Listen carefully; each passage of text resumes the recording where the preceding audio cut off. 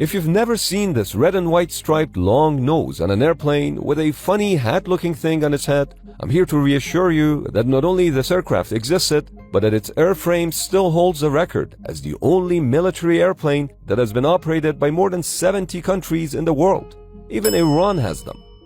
The thing is, this clown-looking configuration is only one of its many looks. Put hooks on its back and it could snatch parachutes in the air. Load a tank inside its cargo bay and it could drop it off on the ground without landing. Put steel horns on its nose and it could pick up a person off the ground. Give it rockets and it could take off with almost no runway. I'm telling you, this aircraft is a real chameleon. But why the C-130 fuselage was buried underwater during its development, why its propellers went from having 3 blades to 4, then 6, and finally 8. The real reason why such a massive airplane had to land on an aircraft carrier, and how adding nipples to the Hercules could save lives, is not what you think. When I was looking into the C-130, my first curiosity was about the propellers. Why is it that after almost 70 years since its introduction, the US military still uses the propeller-driven C-130, considering that it has 2 other airlifters equipped with turbofan engines, the C-5 Galaxy and the C-17 Globemaster, which are both larger, faster, and have more range compared to the Hercules. The thing is, bigger and faster is not always better.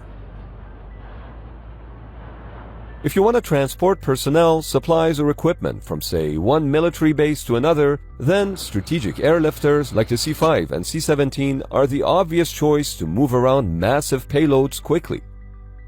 But when you need to deliver troops and equipment within a theater of operations, then things get a bit more complicated.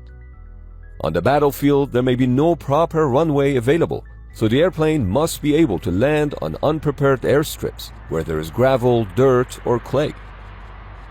Turboprop engines are more resilient in these conditions compared to turbofan engines, which take foreign objects way too seriously.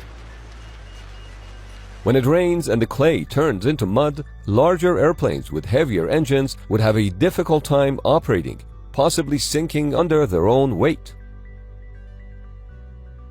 Another important factor is speed. Turboprop engines can fly slowly, which is more fuel efficient at low altitudes.